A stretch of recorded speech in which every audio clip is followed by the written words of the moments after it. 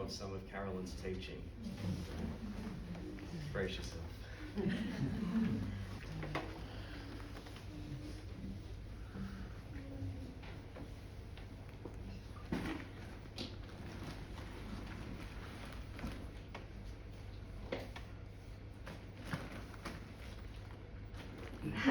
One thing I should ask before I click onto this slide is, how do you remember how many days are in each month? Apparently something you can do with your knuckles that helps you remember. Well, I just say this rhyme in my head and I never forget, and I always know, and I have known since I was about 5 years old. And I haven't forgotten, because poetry is a very important way of remembering something. We talked about Jeremiah and the oracles, and God said to him, write down all the oracles you have given up until this day, write them down. How did he remember those? Because he crafted them, because they were poetry. Poetry is very, very important to memory. And there's certain things from my youth that I can't forget that are poetry. In fact, this next one, I put it down just for fun, really. My brother was learning it when he was learning geography. He was about 7.5. I would have been about 6 or younger. And he learned this. I didn't even learn it, but I can't forget it. So Austria was hungry, ate a bit of Turkey, slipped on Greece and broke a bit of China. Long-legged Italy, kicked poor Sicily right in the middle of the Mediterranean Sea. He was learning geography and the way the map was and which countries were in which places. And his little sister, that was me, still remembers it to this day. He's probably forgotten it long ago. First of all, let's have a look at the Great Isaiah Scroll. That's the little, next to it, the 1Q Isa with a square, I suppose.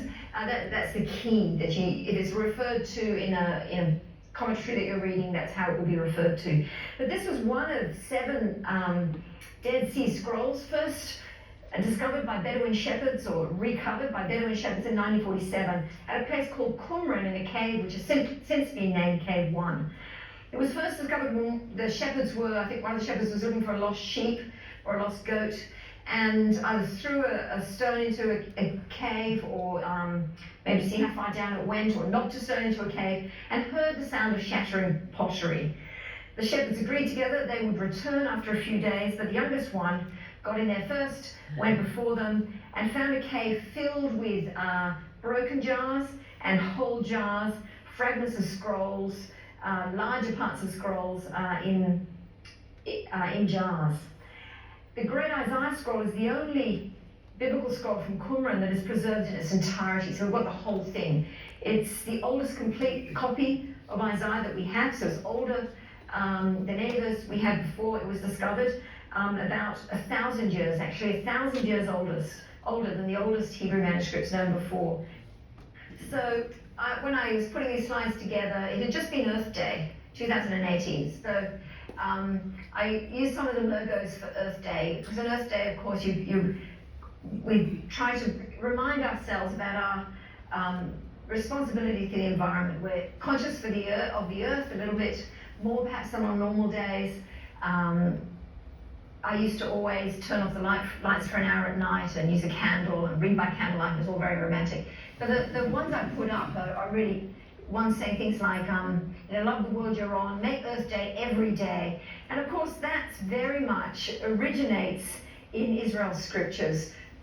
Just going to flip forward to this picture because, although I'd read this before, I didn't realize until I went to Israel quite what it meant. So this is the Dead Sea. It's a part of the Dead Sea, and it's pretty typical actually. In Hebrew, as I said, it's the Salt Sea. This is what is made fresh. And this is incredibly dead.